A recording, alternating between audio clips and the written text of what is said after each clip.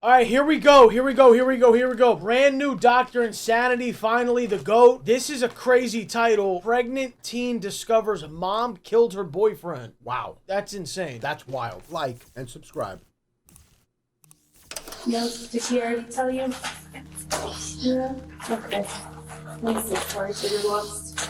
This is 17-year-old Elizabeth Baldonado. A few hours ago, her boyfriend was found mysteriously shot dead in a back alley. She's bad. Yeah. She wants to hurt the person that did it. She's bad. Tragically, Elizabeth is also pregnant with their child. Her mother, Ortiz Chavez, is trying to comfort her daughter. What Elizabeth doesn't know yet is that her mother is hiding a dark secret that will ruin the family's life. Your mom's car is on video leaving the homicide. You seriously think that they did it? Yes. My mom loved that child. As detectives work the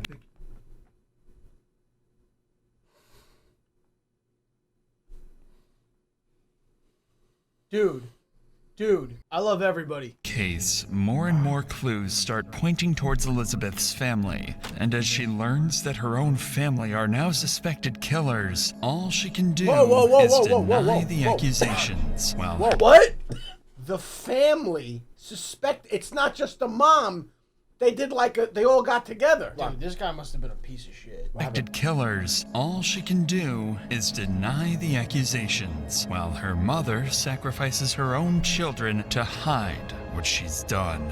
All right, do you want to talk? Holy Dr. Insanity W.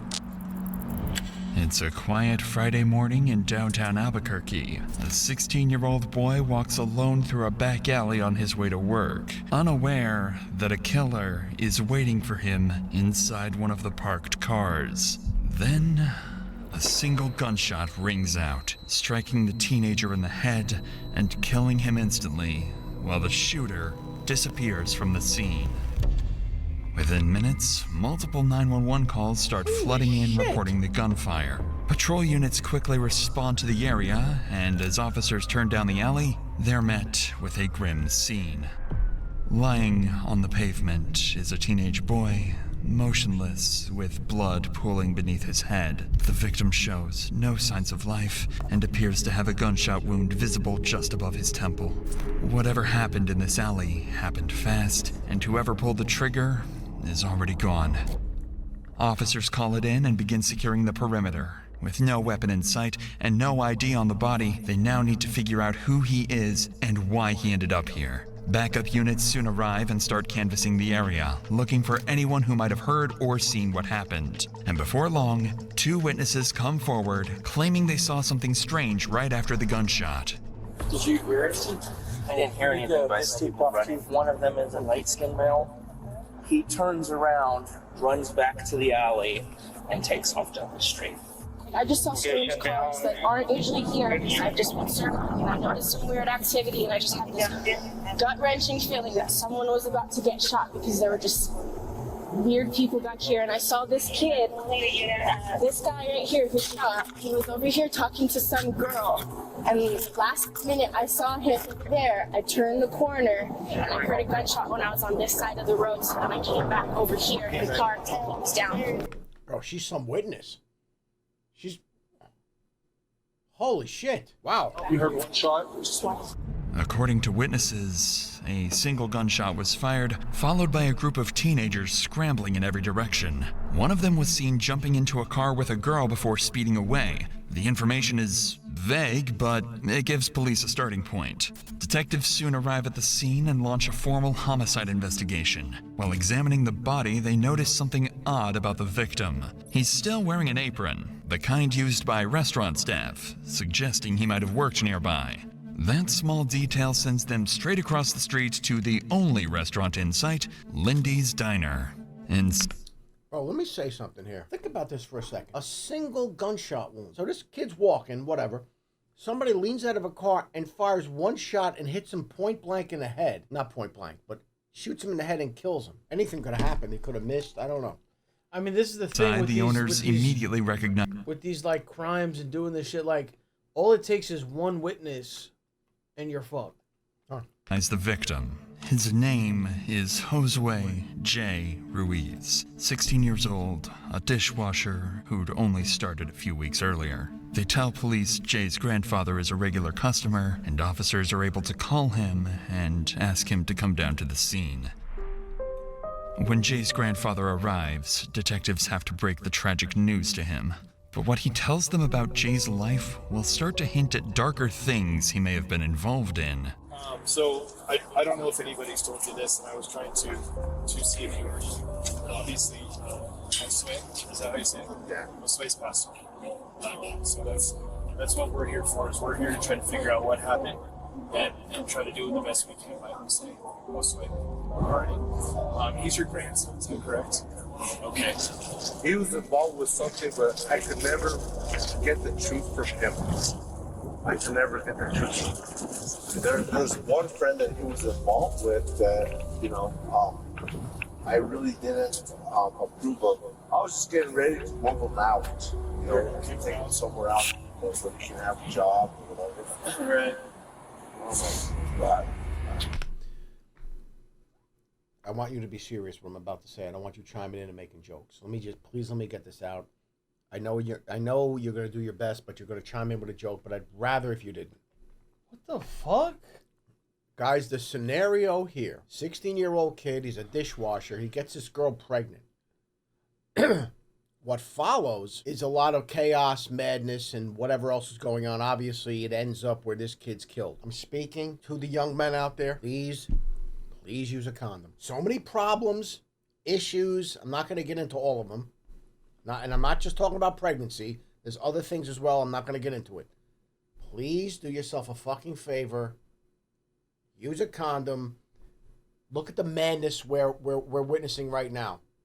And probably this all would have been avoided if this kid used a condom. That's all I'm going to say. Worth it. Please. Worth it. What did you just say? I said, listen, I'm saying this, bro, okay? Obviously, no, I'm saying this. Anything is worth it than using that. I'm going to be honest. So, yeah, if you're asking my honest opinion, Are you? This is outside of this. No, I'm not obviously, no. I'm not talking about this kid. Obviously, R.I.P. this kid. Hold on. Dude. If you're in a situation where... No. I'm saying this. I'm talking about specifically about a condom. If you're in a situation where you're in a committed relationship, there's other types of birth control, whatever, that's fine. I'm saying just generally, if you're running around doing stuff, you're young, whatever, you need to be very careful. You know what? I don't like when you do that. I don't like when you do that because then there's somebody out there going, oh, well, Lois said, blah, blah. I don't like it. All right, let's go. I don't like it. I don't like it. You don't like me saying what? The truth? I have to be careful in this day and age. And I'm telling you right now, it's not just about pregnancy. There's some crazy shit out there. Guys, hold on. I have to clear this up. A guy said, no way Los is choosing death over wearing a condom.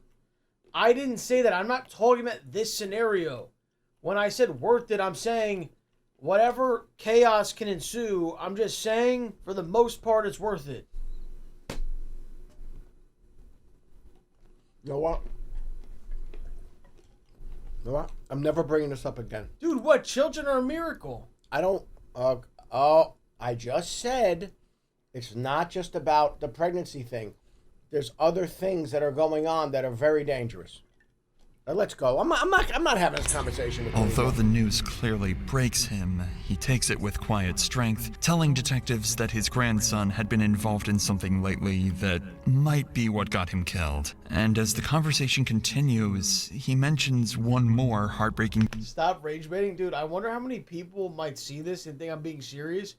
How many paragraphs do you think might be written in the comments of this video before even getting to this part of me talking?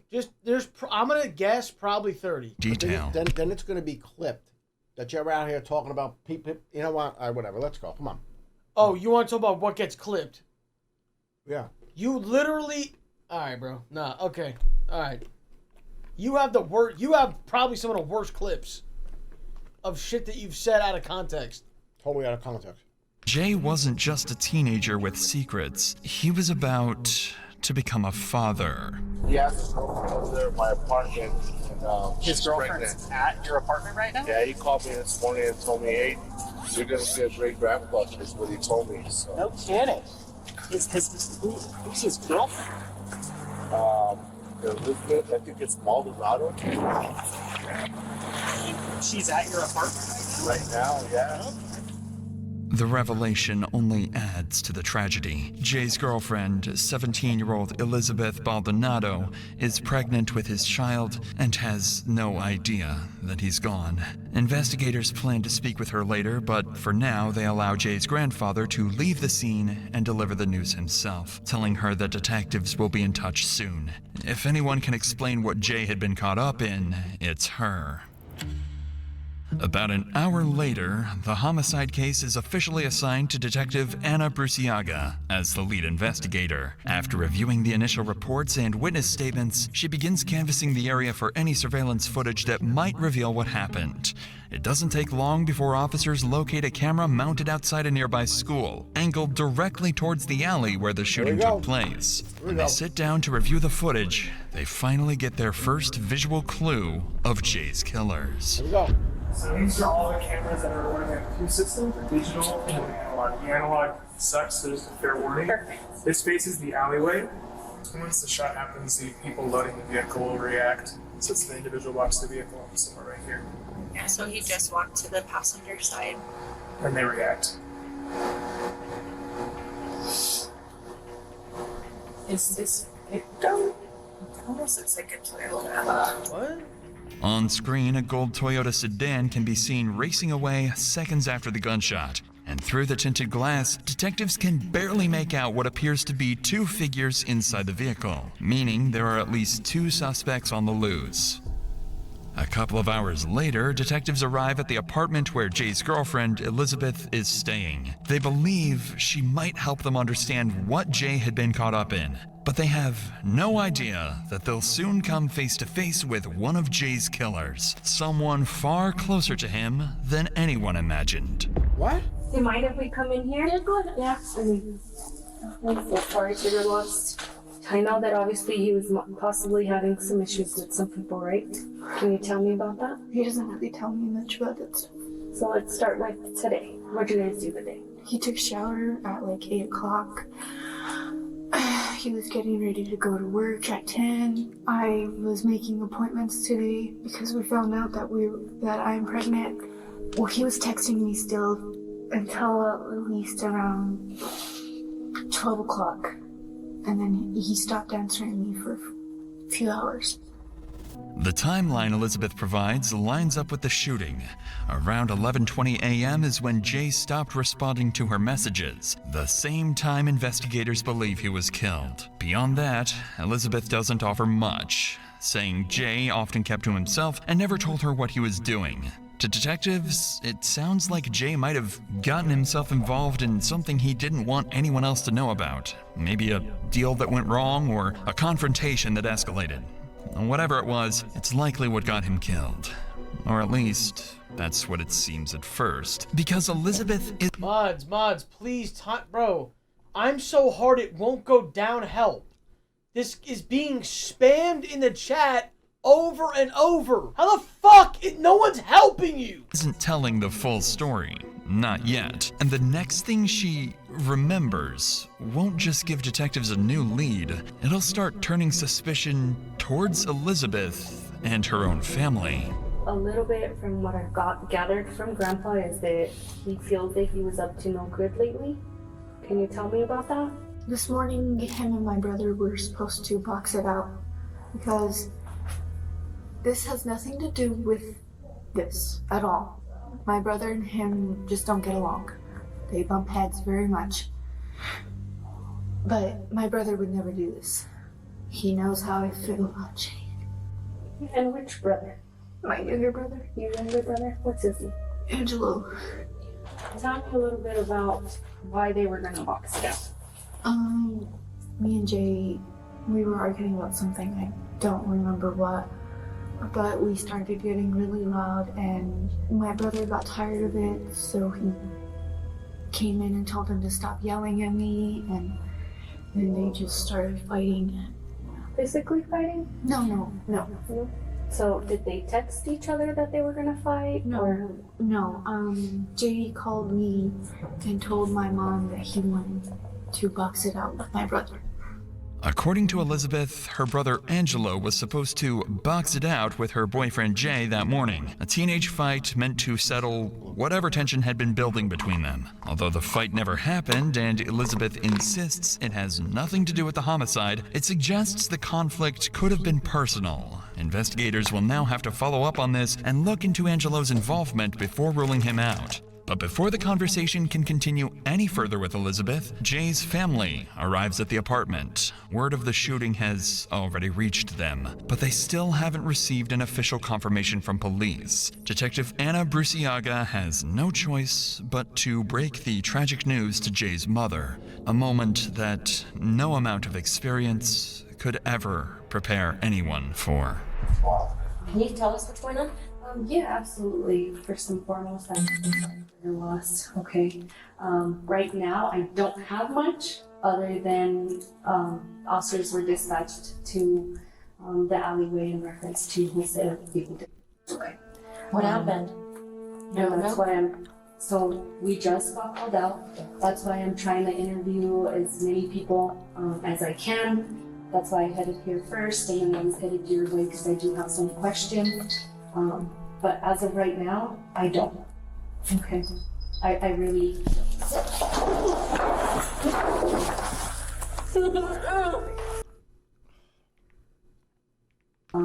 But as of right now, I don't. Okay. I really.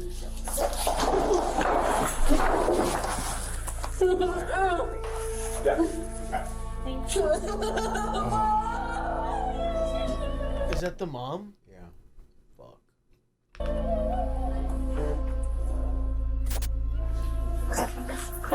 I'm just here.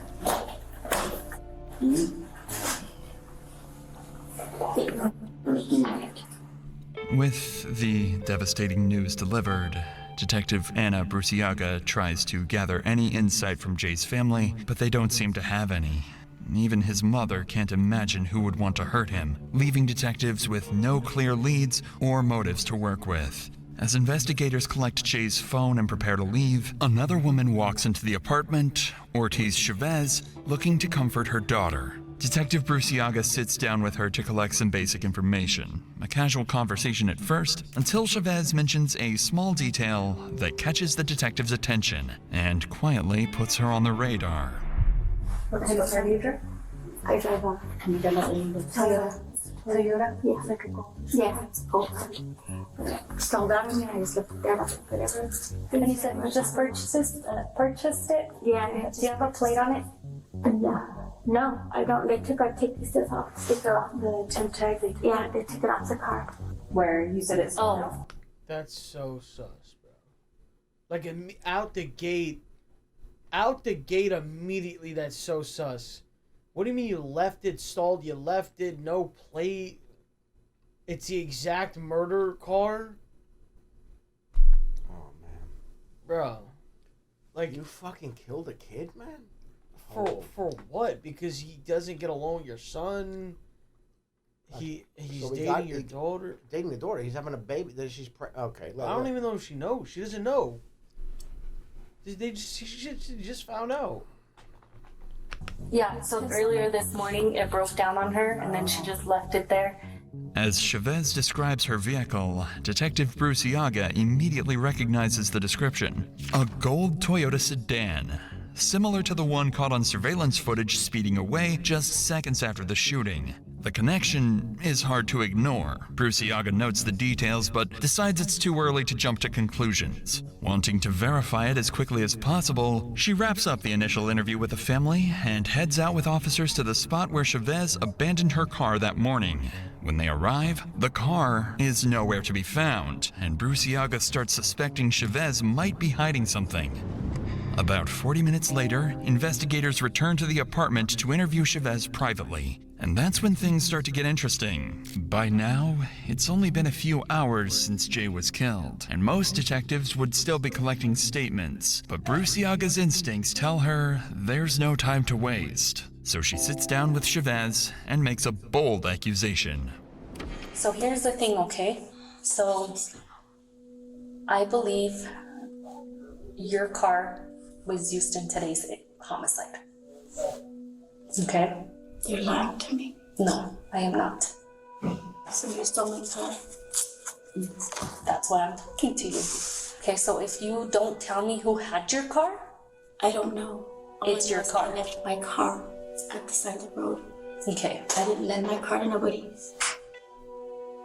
Detective Bruciaga is quick to connect. Bro, that's such a bad lie.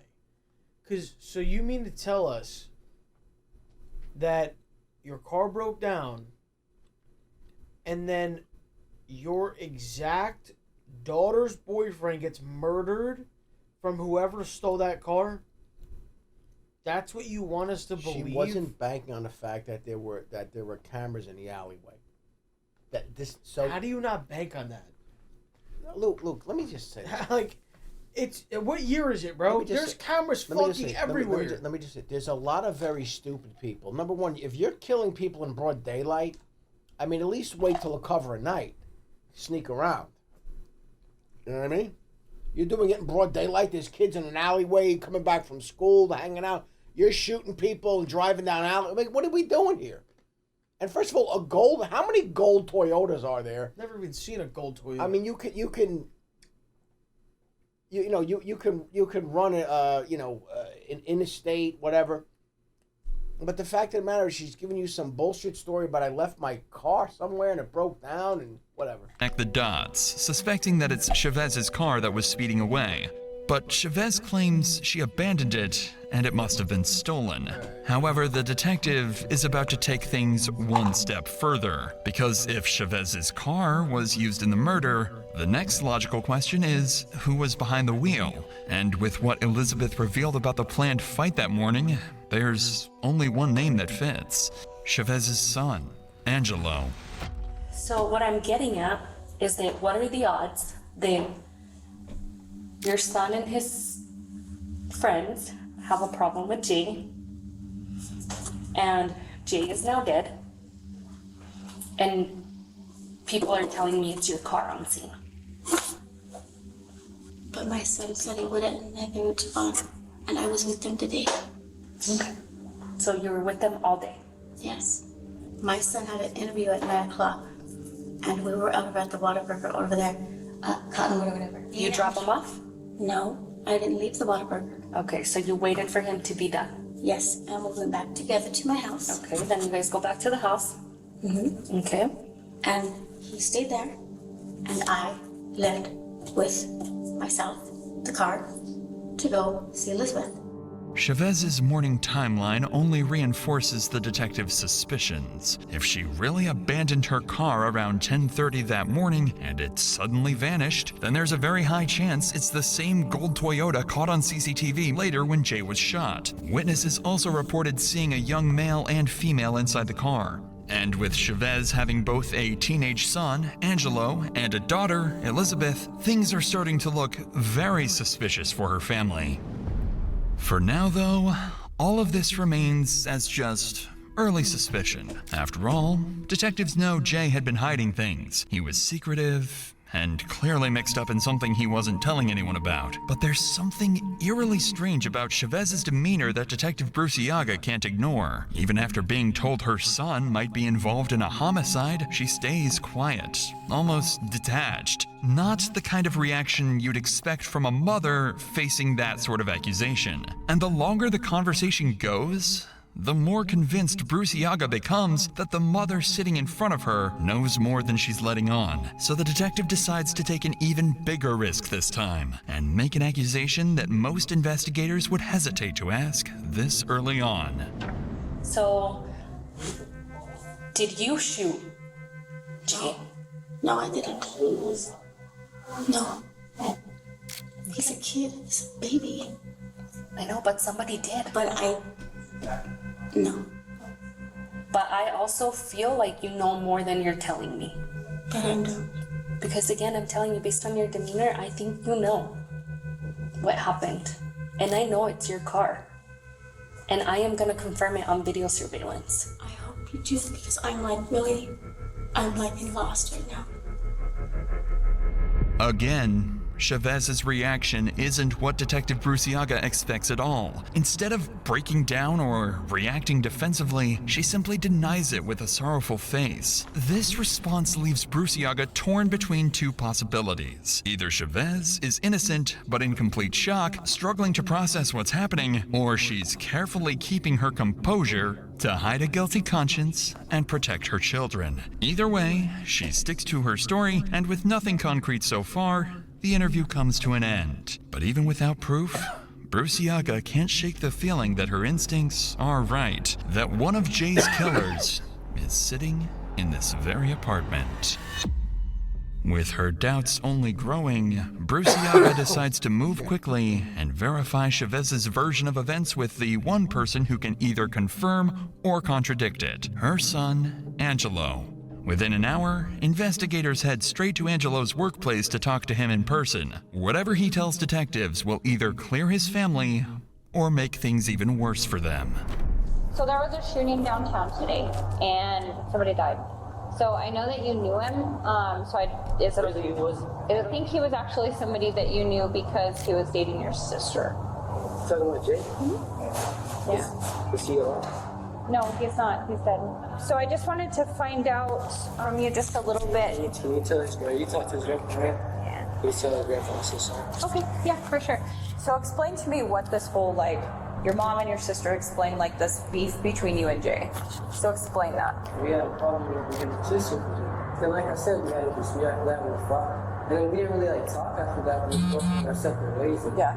So your sister tells your mom tells you that Jay wants to fight.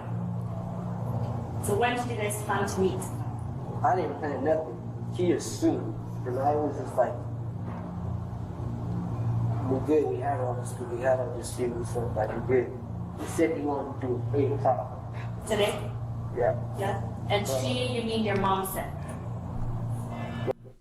Do what? He's being interviewed. Wait, do what at 8 o'clock? I think that we're gonna do that the boxing thing. But hold on. Wait. Let me get back to this. Hold on. You're being interviewed. They tell you the guy's dead. They're talking to you about it. What are you shoveling in your fucking face? What's in that bag? Chips? Whatever? I don't know what it is. That's mad weird. You're shoveling shit in your face. Cops asking you questions, and now you're covering your mouth because you're chewing. Like what, bro? What are you doing, man? That's your first thought? Is I in this split second right now in this moment, I have to be shoveling whatever it is in my mouth. Oh my god. That's what he told me. That's what Jay told me. Like that's what Jay told to tell my sister to tell me. But so on and so forth. This is what I got told. That you're supposed to meet. Where were you guys supposed to meet? He just said he wanted to fight me. He didn't talk to me early, so I assumed. We have my door. Angelo confirms most of what detectives have already heard from his sister and mother, saying Jay wanted to box it out that morning, but the fight never happened. Beyond that, there isn't much new information, and his version of events lines up neatly with his mother's timeline. For now, their stories seem consistent, but until those details can be verified... Bro, if it was the mother and the son that did this shit, and like we saw in the beginning that you're saying the whole, like, this is fucked, bro. That's what I think's going on. It's the mother's car, bro. This is fucked. Detective Bruciaga knows she has to take everything they've said at face value. However, before investigators can dig deeper, Angelo's mother suddenly walks in, and this time, she's far less cooperative. He's not even awake. I'm not even talking to him. He's home. But he's not in trouble, so he doesn't have to be 18 for us to talk to him. I mean, it's up to him. If he doesn't want you here, he doesn't have to have you here. Huh? Yeah, my sister and the bar's here. I had to have him go pick up. Talk to my sister. So there is one thing that we are going to need, just like you talked with your sister, we didn't get here. So we're going to secure it. We're going to do a warrant. I need it.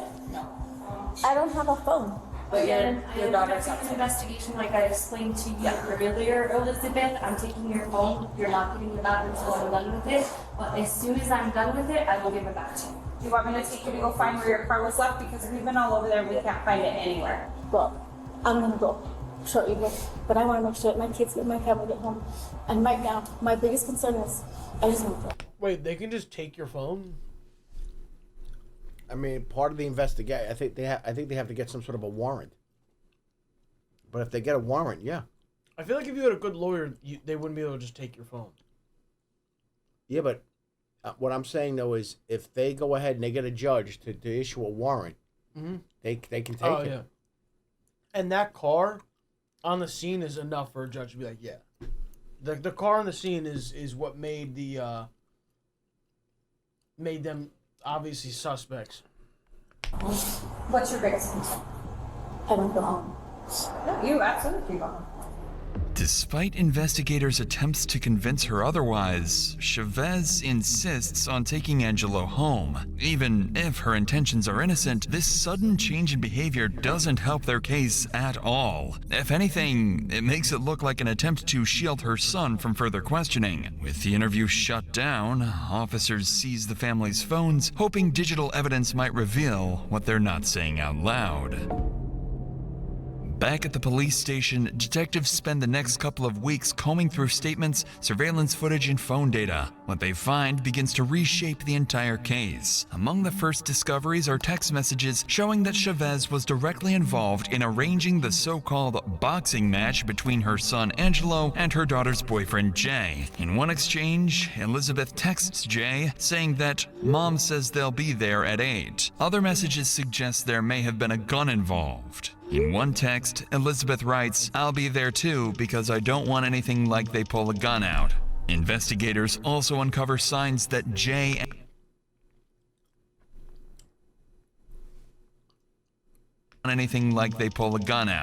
Investigators also uncover signs that Jay and Elizabeth's relationship was deteriorating, with both of them talking about breaking up. In one message, Jay tells her directly, "I'll talk to you when it comes to the baby, but I ain't doing this with you anymore." But even more alarming were the contradictions in the family's statements. Elizabeth told detectives her boyfriend didn't leave the house until 10 that morning. Yet, Jay's phone shows him texting others about Angelo not showing up as early as 8 o'clock. In one of those messages, Jay texts a friend. "They didn't show.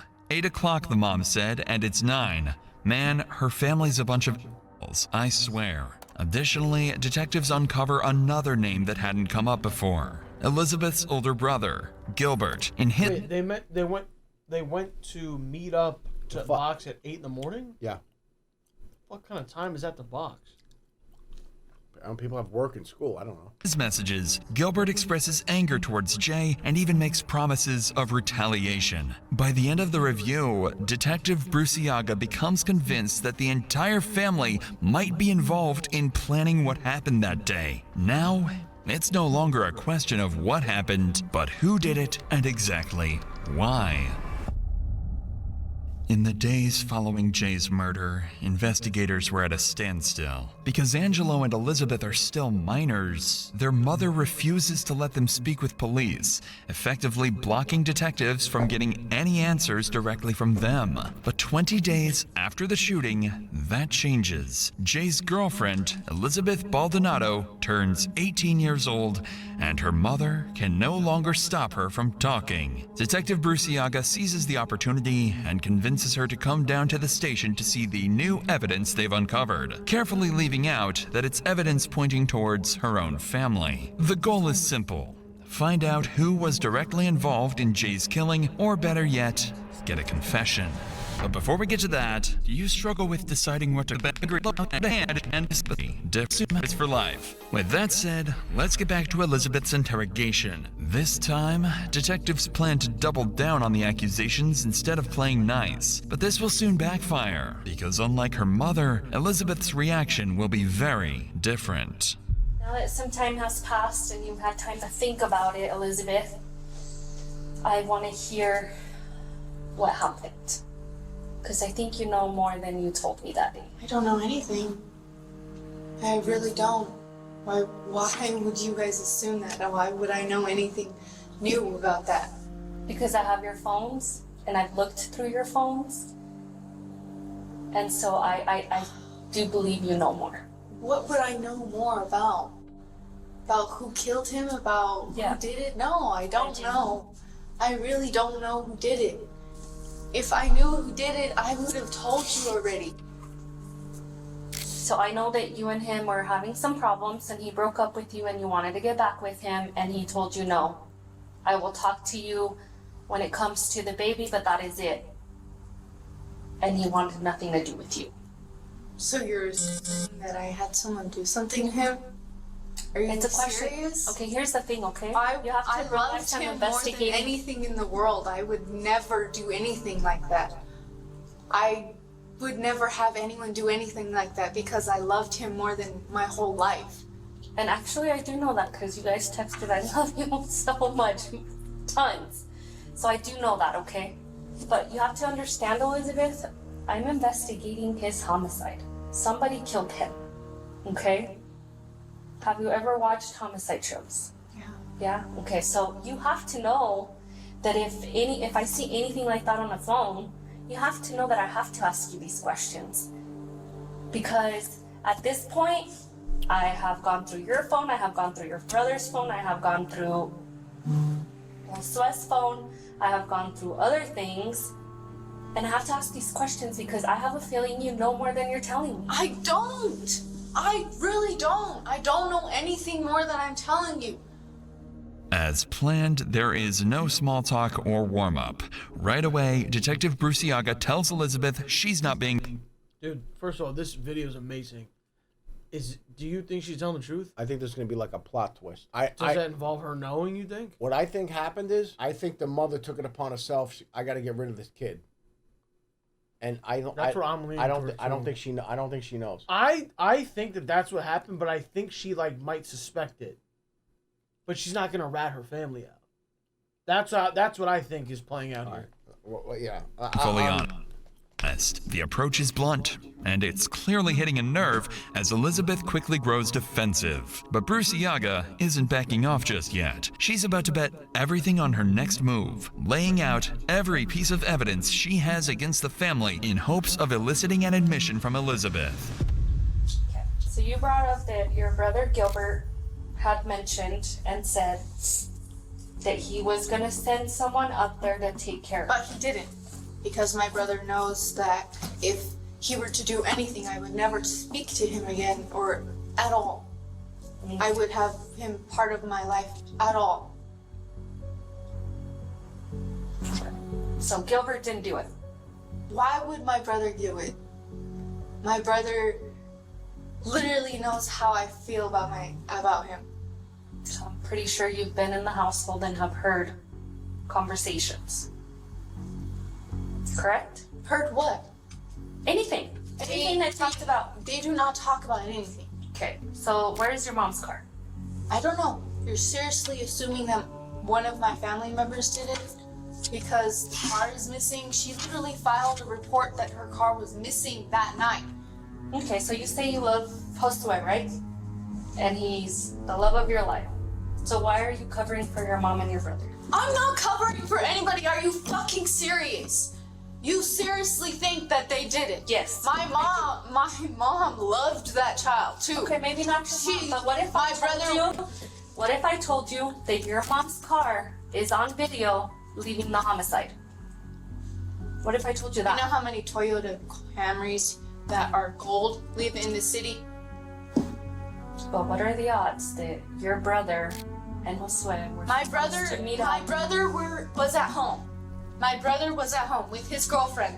They were literally sleeping until he had... The thing that's... Bro, you had there was a planned thing to meet somewhere, so you knew where he was going to be. Not her, I'm saying. They knew where he was going to be. That's the perfect time to pull up on someone and do that. It's a setup. It's a setup. So there is no, there's a bunch of gold No, bro, no. Somebody who knew that he was going to be standing right there pulled up in the car. Who knew that he was going to be standing there? the mom and the brother. I don't think there's all that many gold Toyotas. And dude, the way she's defending this shit, bro, I think she fucking knows. Why is she defending it so hard? I had to go to work. It's clear that Elizabeth has reached her breaking point. Every accusation towards her family is pushing her closer to the edge. Wait, someone said it was 3 hours later, though. It was supposed to be at 8, not 11. Why was he there then? Bro, this shit's fucking good. Most investigators would pull back here, take a break, try to de-escalate, but not Detective Bruciaga.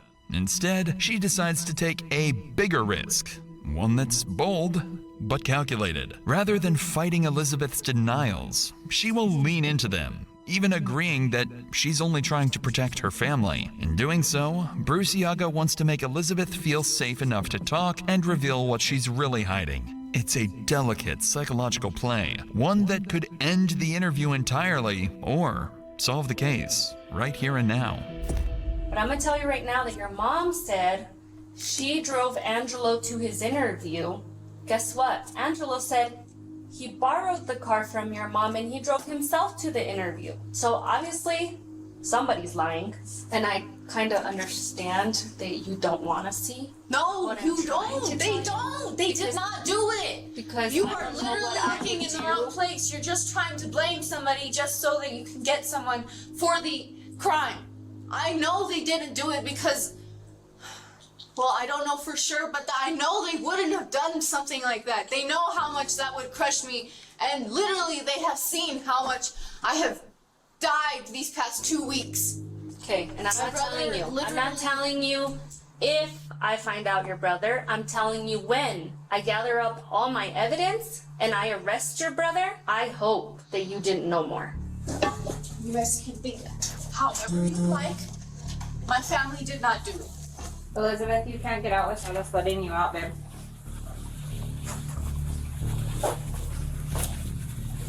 Elizabeth, I think you're ready to tell me more than you're telling me, okay? You have to realize, Elizabeth, that somebody took your baby's dad's life, and now that baby is not gonna have a father. And as much as you love your family, they still took your baby's dad away. Now that baby's not gonna have a dad. You don't think I know that? This is really all I think about every day. Can we finish talking in the conference room? Oh my God, let's just pause here for a second, all right? What a fucked up family, bro. You know what? You know what I think sometimes. If we just take a pause, and I know that we're inundated a lot with this, a lot of violence, and we watch these things. This one's murdering that one. He's getting murdered, shot, murdered, whatever. I know it's all over the place. For a normal, sane person, the thought of taking someone else's life is not even in your. You can't even comprehend that in your brain. No. Because you can't live. You can't. How do you First live of all, with that? I mean, there are people that in a situation where they're defending their own life, and they have to take someone else's life, they still have a hard time living with it. My point is, how fucked up is this family that it seemed to be like a plot, and like they carried it out, and they're all in cahoots. I'm like, these are some fucked up people, man. They really are. Just because I can't hear, actually. Yeah, we can't be sitting in the hallway, Elizabeth. I'm sorry. This is our victim side, so. She's cracking, Elizabeth's finally had enough. She's cracking. The weight of the questioning breaks her down, and cracking. she's emotionally exhausted. Detectives try to take advantage of the moment, hoping her vulnerability will make her open up, but Elizabeth doesn't budge. Through tears, she keeps insisting her family is innocent. With nothing useful coming from Elizabeth, the interview ends. She's escorted out of the building, and investigators are back to square one. Still, Detective Bruciaga can't shake her suspicions. She knows this family is hiding something. Another key here to this whole thing. Is they can't find the car. Another weird. That's like another like. But apparently the woman reported the car missing. What she hasn't figured out yet is that she's been focusing on the wrong suspects all along. Over the next couple of months, the case remains wide open. Wait a minute. Wait a minute. You're telling me Mini-Me is a murderer? This is getting worse by the second. Investigators keep digging, and what they find is even more alarming. First, they learn that Chavez never followed through with her stolen vehicle report from the day of the murder. Then, while combing through phone data, detectives uncover explicit threats from Elizabeth's older brother, Gilbert, directed at Jay. In one message, Gilbert writes he's gonna catch one, clearly hinting at plans for violence. In another text, he says, "Delete our messages and don't say anything about me saying I was gonna shoot him. It wasn't me for real. I ain't trying to deal with cops." Based on these details, investigators start to speculate that Gilbert may have taken things further, possibly supplying a gun or even using it himself to shoot Jay. Chavez. Bro, if you literally write down in a message and send to somebody, he's gonna catch one. I mean, listen, here's the other side. That could only mean one thing, But bro. here's the other side of the coin, too, though. People say crazy shit in text, too, though. He's gonna catch one, and then the guy actually dies? Yeah, that's true. You got a good point. Realizing what her sons had done, may have then disposed of the car to cover their tracks and build an alibi for the family. The new findings push Gilbert to the top of the suspect list. Los finna catch one? Buddy, I'm gonna catch one, you're gonna catch about 50 if you say that one more time, bro. Okay? You're gonna catch about 50. Right beside his brother Angelo. But as compelling as the theory sounds, it's still just that. A theory. Then the guy goes, reporting you. And then somebody reporting you. Wait, somebody else said reported. So it's beyond that. Now it's been reported. Oh, fuck. The case remains strong on suspicion, but weak on proof, and Detective Bruciaga desperately needs anything concrete from the Baldonado family. So, on May 19th, 76 days after Jay's murder, you know what? Bruciaga and a team of officers head to the family's house determined to confront them face to face and see if she can pressure someone into cracking. When the investigators arrive at the door, no one expects how quickly things will get heated. Oh, hi Gilbert, how are you? Hi. All right. Let me ask you one question. I'm sorry. We're not supposed to. We're just supposed to ignore the fact that he's a little person. Do you think he used? Do you think? You think he was driving? No. Do you think he used a mini Uzi? No, I don't think he was in the car. I think it was. So he used a regular Uzi or a mini Uzi? No, I don't think he did the shooting, and I don't think he was in the car. I don't think he's capable. He's too small. I think he might have used the minigun. No, he didn't use any minigun. I'm telling you, it wasn't him. Well, then, if he was a getaway driver, did he have the little pedal attached? I think he was sitting on 6 phone books. Nobody even has phone books anymore. Why would you need one? I know. Just Google it. We used to have Actually, talk to you, Gilbert. You know what it's about because, I've already, Someone said he was just in the trunk. He popped out of the trunk. Oh, my God. He was in the gas tank. All right. No, No. The trunk opened up. He fired one shot, hitting Jay, and then he drove away, and he was bouncing around in the trunk. done some research. I'm not going to talk to you right here in the door. He was in the glove compartment. No, he was hanging from the rear view. No, you know what he was doing? The mom was driving. He was sitting on the mom's lap. And he reached across the mom and fired a single shot. Is that the first drive-by ever, on a lap? Actually, he drove by and he was just standing up in the front seat like Ed. Remember Ed stepped out of that taxi? We were like, how is he stepping out of a taxi? You want to come talk to me over here? Hi, Elizabeth. How are you? Good? Okay. Is your mom here? Whoa. Stop.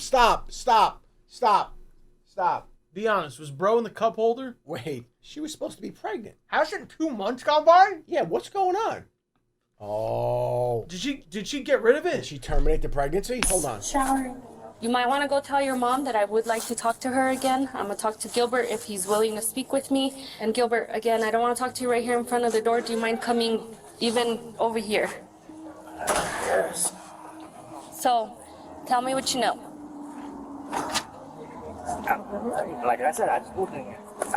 Like, Okay, so I'm not gonna play games with you, okay? I know you threatened to take care of Josue. yeah, but I didn't do nothing. Okay. I wasn't even up here. I couldn't even do nothing. Okay, so obviously you do know why I'm here and why I'm talking to you now. You want to discuss, or do you want me to just take it for at face value? I already saw the Facebook, so. I didn't. Huh? So you can do whatever. I didn't do shit. So Okay, so I'm innocent. again, in your Facebook, you do disclose and say you're gonna send somebody to take care of him. Yeah, but did I send? Okay, so well, who'd you send? Because he died. I didn't send nobody. Do I need to be any clearer? He died. Yeah, but I didn't send nobody. Mom, ain't nobody want to do it. They're all. Hey, little man. Bro, listen to me. Keep your little mouth shut. Okay? You're fucking standing out there. You're leaning up against the car. The bumper, by the way, not even a car. You're leaning up against the bumper, and you're fucking, you're shooting off at the mouth. Just shut the fuck up. I know nothing. That's it. Oh, no. What are we doing here, man? This cop is continuing to grasp at straws. This cop has nothing. I mean, the more she's talking to the guy, it's all being recorded. Go ahead. Sure. Can I see your phone? Can I see your phone? Thank you. It's a T-Mobile? Okay, I'm gonna take it. I'm gonna do a warrant on it, okay? Yeah, take my phone. Yes. Again, you have to realize that I'm investigating a homicide. Okay, a homicide in which you threatened to kill my victim. So you're gonna take my phone? Yes. I'm gonna take your phone. I'm gonna do a warrant on it. If for any reason... Just don't look at the pictures, you know what I'm saying, unless you want to see something, but it's all... Buddy. Why is this guy like... Buddy. Why is this guy like he's like what's he, like a little gangster? What's this guy doing, man? You know... This is the weirdest fucking, like... Oh, my God. Unless you want to see a little something. Yeah, she's going to see a little something, bro. Okay? She's going to see a little tiny something. I'm confused. Okay, you know what? Let's play this out now. Now I'm curious. Okay. Well, I won't look at pictures, but I am interested in who you've been talking to, text messages, and so on, so I am going to do a warrant on it, okay? With no luck getting anything useful from Gilbert, Detective Bruciaga cleverly confiscates his phone, hoping it might hold the evidence she needs but still can't prove. As this is happening, Chavez is seen stepping outside and speaking briefly with officers. She looks like she's in a hurry to leave. Not willing to let the moment slip away, Detective Bruciaga plans to intercept and confront her about the boxing match she helped organize to see how she reacts when cornered. This time, however, Chavez isn't the same calm, collected woman from before. What Bruciaga gets instead is a very different side of her. Can I talk to you really fast? I have to catch the bus, so, you got 5 minutes of my time. Okay. And that's it. Thank you, Gilbert. Thank you for speaking with me. Have a good day. We'll check in with you before we leave. Talk to us again. Hi, Elizabeth. I know you're going to be quick and all, but so you know why I'm here, okay? I don't got to repeat myself. I don't want to repeat myself. I don't want to play games, This is that okay? confirmation number from when I had called, because I called that same evening. And Yeah, nobody ever came by to look what's you called. didn't report This your is- car. I did. This No. is it. Yes, it is. I already know. Okay, you know They what, tried- lady? I'm not trying to be mean with you, but this is the confirmation number that So why did you set up a fight between Angelo and Josue? No. Yes, you did. No. The I little have boy called phones. over. He called to the house. He was asking for a fight. I was like, wait a minute, what, you want to do what? I was like, are you serious? It was either that or they want to sit there and do some stupid things. I'm not trying to have stupid things going on between those boys. Those boys need to learn how to get along. Like I said, So I are you gonna write this have down? phones. I already know when you called it in. You never fully followed through. I did. I waited for them to get here. Okay, do you have the title to the vehicle? It's in that vehicle. That's what I was trying to tell y'all. Like, I cannot give you any more information because it was in the vehicle. I didn't even get to register the car or anything. You've had the car since before January. Yeah, and I also had to get an alternator for it. You know how much money it takes to just for me to save for just a little bit, a few things? But the little boy, he called. He wanted to make the fight. Right. And I I'm was not asking saying myself, like, what Josue. do you guys want to do? I'm not saying Josue didn't set the fight, but you let them know and you set up the fight because they were gonna fight I that let morning. them know because they had to know. I'm like, this is what's going on when your sister's left. What do you guys think about this? Yeah, I let them know because they needed to know because that's not right. So I'm gonna tell you something, okay? Yeah, my 5 minutes, I'm done. Okay.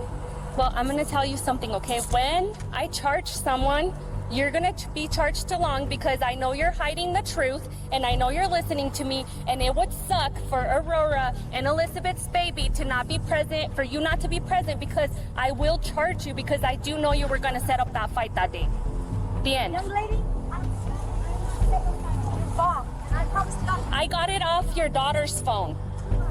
Goodbye. Bro, she like doesn't have shit though. Like, if she had shit, bro, they'd be in jail. What I'm confused about is, did she already have the baby? I guess she must have already had the baby then.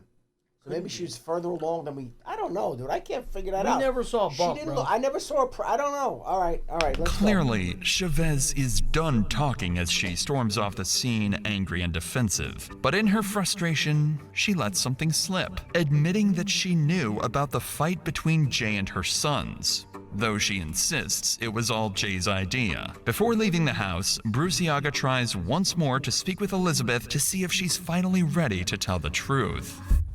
How you been, Elizabeth? Fine. Are you still pregnant? Yeah. Yeah? How far along are you? Well, from my menstrual cycle, she said 14 weeks and 7 days.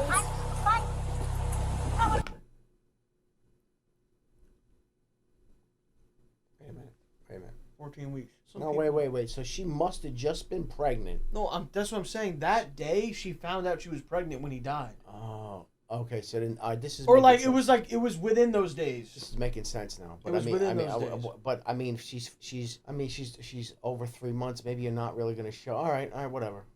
Okay. Are you Finally ready to tell the truth. How you been, Elizabeth? Fine. Are you still pregnant? Yeah. Yeah? How far along are you? Well, from my menstrual cycle, she said 14 weeks and 7 days.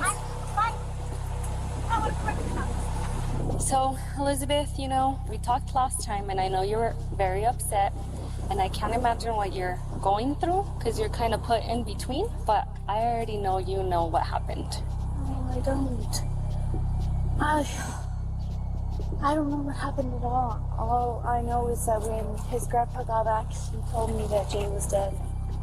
I would just hate, and I truly, from the bottom of my heart, still believe that you weren't involved. But I would just hate to find out that you were involved. And then where does that baby go? Because he no longer has a dad. That day, there was a witness that describes a female matching your exact description, talking to Josue right before he gets shot. I was at the house. Okay. Do you I was realize how close you cleaning. live? I was literally cleaning, Again, doing Elizabeth, all of listen that. to me. And then when his grandpa came home, he walked in on me washing the dishes. You're not gonna change my mind because, I mean, is it weird that she lives here and she knows nothing? Elizabeth, you have to think about. Can I talk to you for a second, Elizabeth? What? So say something else. I know we're not trying to upset you any more than you already are or anything like that. But you have to think about how when this case goes to court, one, when people get arrested for things like this, they don't care whose family, friends, or whoever else they can or will throw under the bus to try to get themselves a better deal. When this goes to court and a jury of 12 random people, don't worry about what I think about it. Don't worry about what Anna thinks about it. Think about what those 12 people are thinking about it. You got to think about what's best for him or her. I don't. Okay. I would have had you guys about that. If you hear something or something comes up, I looked him since the day I met him. With Elizabeth repeating the same story as before and no progress made, the officers decide to leave. But Bruciaga gives the family a promise. The next time she comes back, it won't be for questions. It'll be with a warrant. A month later, on June 15th, investigators finally get the break they've been waiting for. Cell tower data definitively places Angelo's phone at the scene of the murder at 11:20 a.m., the same time Jay was killed, directly contradicting his earlier alibi that he was home with his mother. With this new evidence, a warrant is secured for Angelo's arrest, and Bruciaga returns to the Baldonado residence, just as she promised. That afternoon, 16-year-old Angelo Baldonado is arrested and charged with murder. Now with the prime suspect finally in custody, police have the chance to interview him without his mother intervening. Bruciaga hopes this will be the moment they get to close the case for good. But to her surprise, Angelo isn't about to make that easy, because this time, he has an escape plan of his own. Hey, Angelo. I'm still that chair, sorry. Is my mom gonna be here something? Is your mom gonna be here? Was she driving down here? Oh, she was talking to one of the people that was there at the house. Oh, at the house? Yes. I was at the office, sorry, I was no longer at the house. Okay. She should be coming. So she should be coming. Okay. And if not, like, she should be coming. She should? Okay. So you do remember me, and I actually do know you remember me because you're like, can I talk to Anna? So, but again, I am Anna Bruciaga, deputy. This is my partner. What? So, Angelo. What? You scared me. What? There was a spider. What? What? Where was there a spider? What are you talking about? Where was there a spider? Crawling on the desk? No, on the thing. What thing? The video. Where? There was a spider in the conference room? No, I just don't want you to doze off. I'm not dozing off. I'm into the thing. Doze off. Dude, are you kidding me? I just woke you up. Get out of here. I'm paying attention to the whole thing. He's asking when my mom's coming. She drove. You're dozing off. You fucking serious? I'm into this shit. Doze off? So then why would I really listen to you jump in the air? I don't know what you're doing. I gotta... Let's go. Come on. This is interesting. Come on. The fuck? So I can't believe there's only 5 minutes left. What the fuck? Just 10 minutes. Okay. Actually, do know you remember me because you're like, can I talk to Anna? So, but again, I am Anna Bruciaga, deputy. This is my partner. So, Angelo, because you are a minor, I am gonna read you your rights, and we're. That's why I want my mom here. That's me. Like, I had questions. If I wasn't like gonna talk to my mom without. So you want your mom here while I read you your rights as well? Yeah, I want her for the whole thing. For the whole thing? Okay, fair enough. Asking so much. At this time, you are gonna get booked for your warrant. Okay? It's a homicide warrant. Holy shit. Okay. Again, you know, because you said that you wanted to speak to me with your mom, I can't ask you questions. At this point, I am booking you for the homicide warrant. Holy shit. And that's all I can do. Oh my God. It's certainly not the response Detective Bruciaga was hoping for, but it's hardly surprising. After months of his mother keeping him away from investigators, Angelo refuses to speak without his mother or a lawyer present. With no cooperation and no confession, there is nothing more detectives can do. Angelo is booked into the county's juvenile detention center, held without bond while prosecutors prepare to take the case to trial. For now, he's the only family member officially tied to the crime, and Oh my God, no bond. He's just sitting in fucking jail, this kid. investigators believe they've finally got Jay's killer behind bars. But what no one has caught on to yet is that Angelo isn't the one who pulled the trigger. He's just a scapegoat, taking the fall for a killer who's still free and quietly getting away with murder. A full year passes since Jay was tragically killed. His pregnant girlfriend, Elizabeth Baldonado, gives birth to his son in November 2022. Her social media posts show a young woman trying to rebuild her life, sharing photos of her baby, spending time with friends, and appearing to move on in a new relationship. On the surface, it seems like life is slowly returning to normal. Meanwhile, her brother Angelo remains in juvenile detention awaiting trial. The case seems closed, and Jay's family begins to find closure, believing justice has finally been served. That is, until, out of nowhere, police receive a phone call that changes everything. In March of 2023, a woman contacts detectives claiming she's been talking to Elizabeth's older brother Gilbert on Facebook, and according to her, he's just confessed to knowing exactly who killed Jay that day.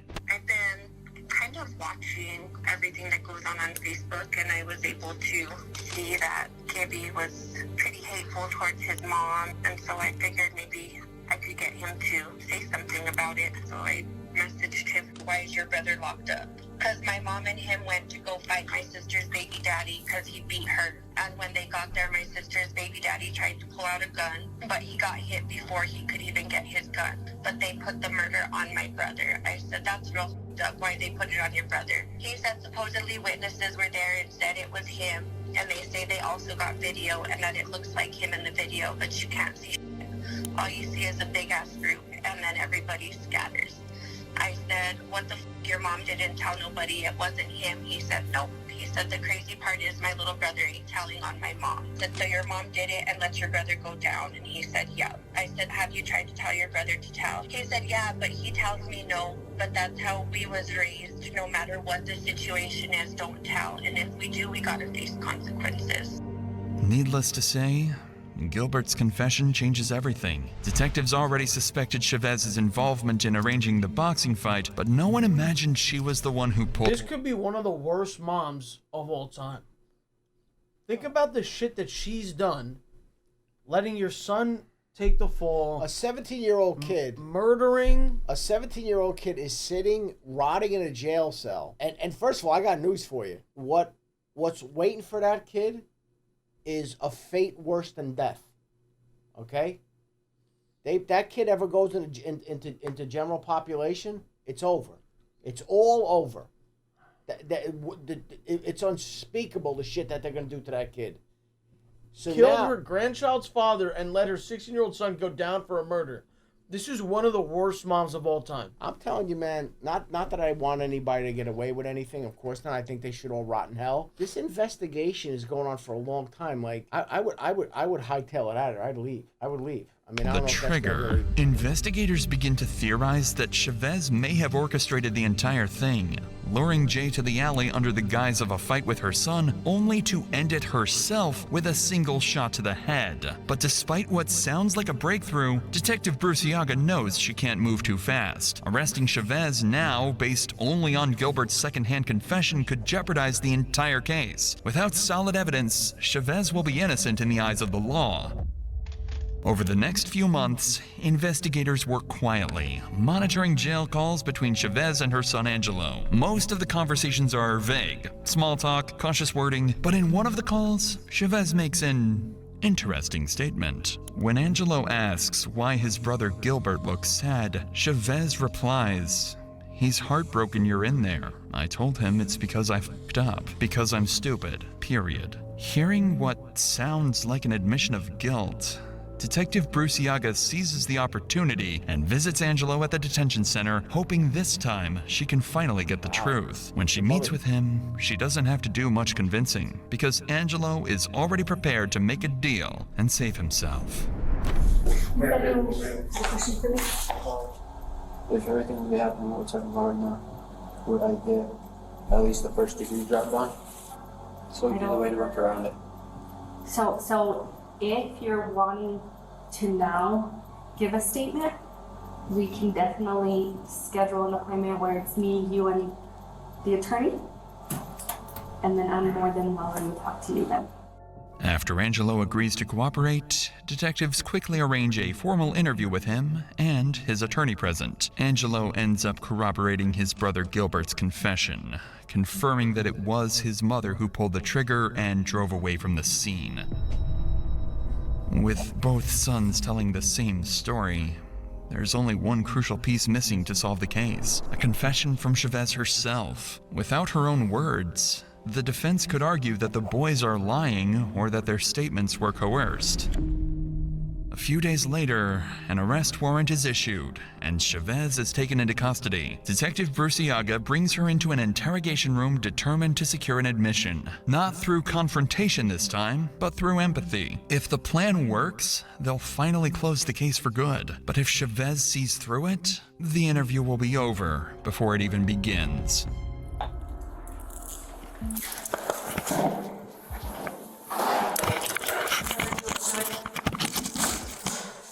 I know. How am I doing? I just got locked up for murder. I'm doing great. How you doing? How's your weekend? Fuck. I know that you obviously recognize me because we've met in the past more than once. Okay. And regardless of what happened then, I'm not going to be rude to you. I'm not going to be disrespectful to you, even though in the past you weren't the nicest, right? But you're here, and I'm not going to be rude. And I expect the same, kid. Fair? Okay. Obviously, I know you were visiting Angelo. I know you were visiting Angelo. How's he doing? He's okay? Yeah? Okay. How are you doing? He's in there for nothing. He didn't do anything wrong. And I mean just in general, not just because you already know why you're here. You've been in handcuffs. You've been in the back of the cop car. Just now. Yeah. So I'm gonna read you your rights, okay? Do you understand? Okay, fair enough. With that being said, what's gonna happen now is I'm gonna stop this interview. You're going to jail on 2 warrants, okay? You do have an open count murder warrant, and you do have, and I have to look at that one to read you the exact, but it's a warrant, okay? And that's not mine. It's not for me to discuss, but that's what one of the warrants is for, okay? Unfortunately, things don't go according to plan. The moment Chavez realizes where the conversation is heading, she immediately shuts down the interview and asks for a lawyer. From here on, it's up to the court to decide whether the evidence against her is enough to prove what everybody already suspects. At the trial... Child what? Maybe like child endangerment? Because he was 16 back? years old? Unfortunately... Wait, hold on. Child pornography warrant. What the fuck? Oh, you know what happened? They probably took her phone and or the computer, and there was something on there. But it's a child pornography warrant. What is this woman into? Are they sure it was that, or was it Gilbert? No, it's for her. Leave Gilbert. Okay. And that's not mine. It's not for me to discuss, but that's what one of the warrants is for, okay? Unfortunately, things don't go according to plan. The moment Chavez realizes where the conversation is heading, she immediately shuts down the interview and asks for a lawyer. From here on, it's up to the court to decide whether the evidence against her is enough to prove what everybody already suspects. At the trial, prosecutors present the full scope of the case. Phone records, surveillance footage of Chavez's car, the brother's confessions, and the jail call recordings. They argue that Chavez disapproved of the relationship between her daughter and Jay and was motivated by anger over how he treated her. They also believe she calculated that her teenage son would face lighter consequences if he took the blame. As for her other children, Elizabeth and Gilbert, investigators determined that neither had any direct role in the shooting. Elizabeth in particular is found to have had no knowledge of her mother's deadly intentions. She withheld some information to protect her family, but was ultimately determined to be a victim caught in the middle. Eventually, Angelo Baldonado pleads guilty to conspiracy to commit first-degree murder and assault with intent to commit a felony, and is sentenced to remain in juvenile detention until age 21. His mother, Chavez, pleads guilty to second-degree murder and, in May 2025, receives the maximum penalty of 18 years in state prison. Chavez is also facing a separate charge related to child exploitation material found on her tablet during the investigation. So there was so on her tablet was child pornography? How did she only get 18 years for killing someone? I guess it's second-degree murder. How? I mean, you shot a kid in the head. You're getting 18 years. Was it a plea bargain? Maybe. Because Was it a thing where it was like? Because like, remember the story was he pulled a gun, but then they killed him first. But the other side of the coin is it was she didn't. The jury didn't decide. She pled guilty, so maybe that's why it wasn't so harsh. There wasn't enough evidence for first degree. Yeah, I mean, it's probably like honestly. Yo, that was. I'm gonna tell you right now. That was fucking. This was insane. That was so good. Holy shit, Jesus Christ, dude! This just means that her lawyer was good, bro. Yeah, but hold on. Hold on. I get what you're saying. 18 years? But dude, 18 years isn't exactly, next week.